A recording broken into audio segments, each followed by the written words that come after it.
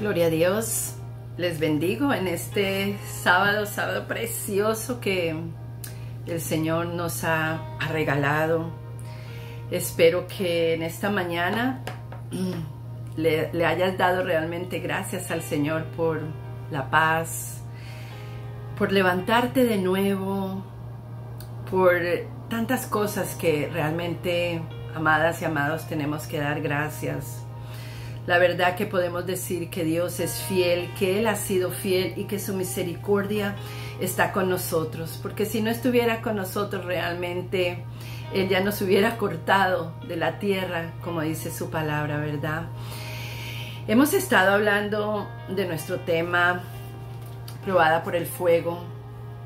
Y para las personas que no saben dónde obtener este libro, lo pueden obtener por medio de Amazon.com, que también va internacionalmente. Me acabo de enterar que en México una amiga mía ya lo pidió.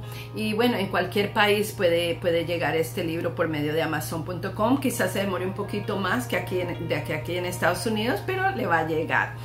Pero mientras tanto también yo sigo contando la verdad de una hija de Dios, como el subtítulo de este libro.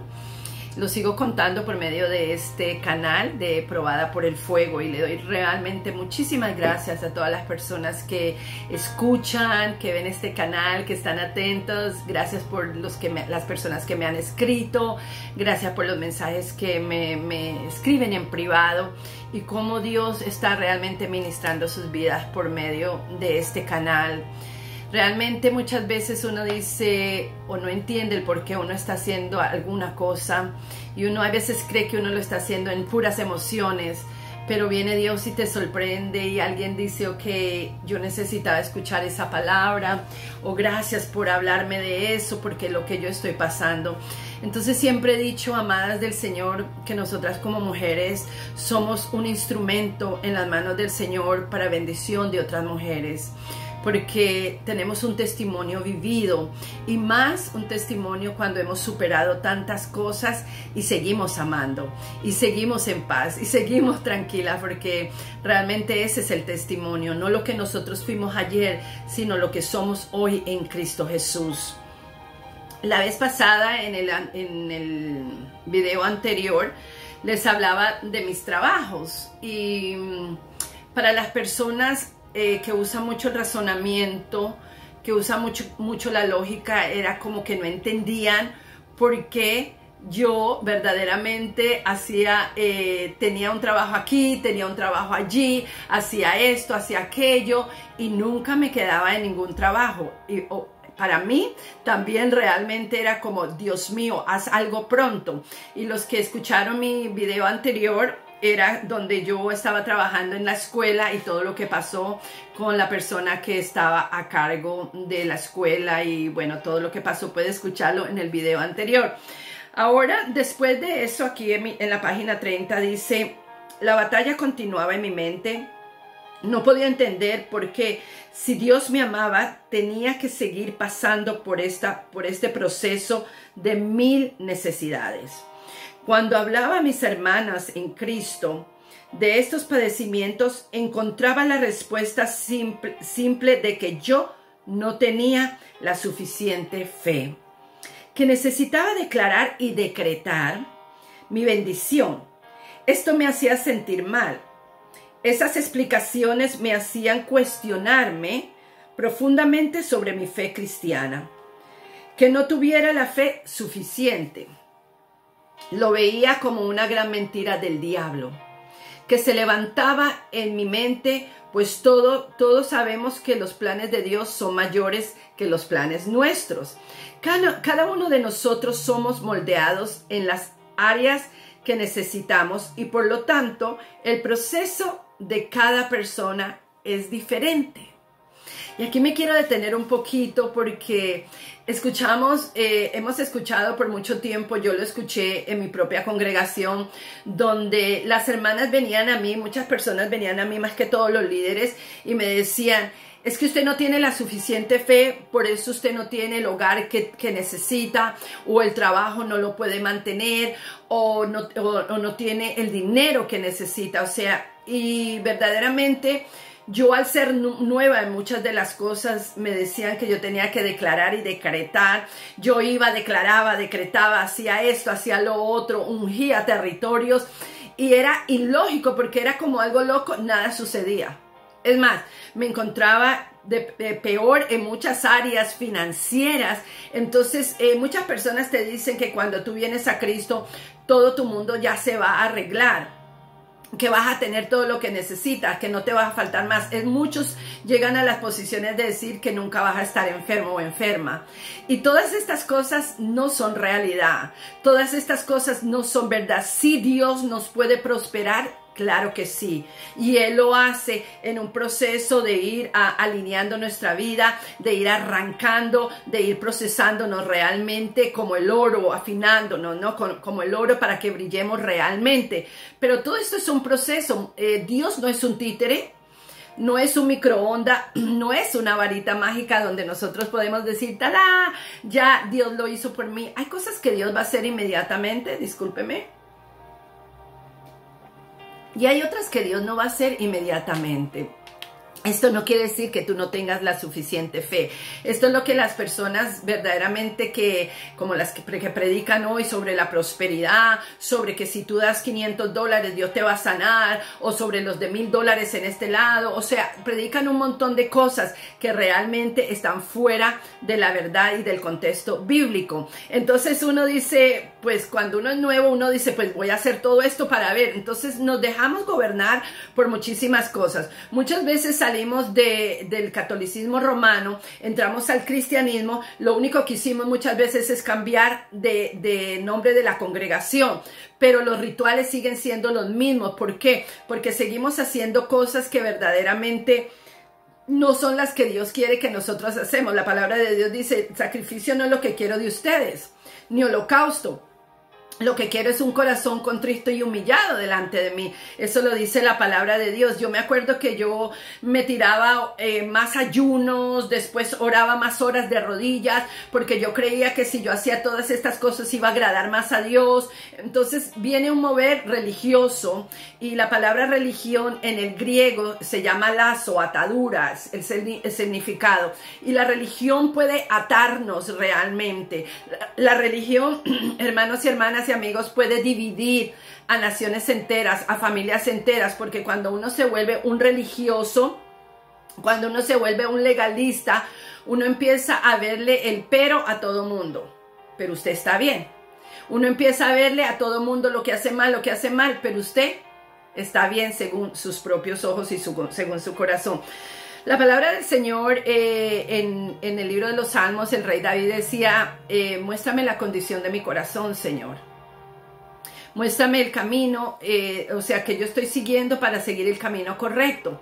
Entonces muchas veces nosotros, al no entender, vamos a creer todo lo que las personas nos están diciendo, lo que están diciendo que debemos hacer esto, que debemos hacer esto. No tenemos que hacer un montón de cosas. Cristo murió en la cruz una vez, solamente, para siempre. Él se hizo cordero inmolado. Fue al matadero, sacrificio, una sola vez y para siempre. No tenemos que andar todo el tiempo haciendo un montón de cosas para que Dios nos ame más. Simplemente Dios nos amó y por eso mandó a su Hijo a morir por nosotros en la cruz. Tan simple como eso, y suena simple, pero fue un sacrificio poderoso y grandioso, porque vertió una sangre inocente para que tú y yo hoy podamos tener libertad. Y muchas veces no tenemos la libertad porque vivimos haciendo un montón de cosas creyendo que eso es lo que debemos hacer para tener la salvación, o que eso es lo que debemos hacer para ser cristianos en realidad. En realidad, hermanos y hermanas, he visto muchísimas cosas en estos 19 años de ministerio, y he visto personas con las faldas largas y las blusas hasta aquí, pero la lengua de tractor hasta la China. He visto hombres con trajes y corbatas, con una Biblia debajo de acá, pero son terribles de mentirosos y adúlteros. O sea que nosotros nos dejamos llevar por lo que el ojo natural puede ver y no por lo que Dios está haciendo en el espíritu. Y en esta parte Dios estaba haciendo algo en mí. Dios me estaba enseñando a confiar sólidamente en su mover.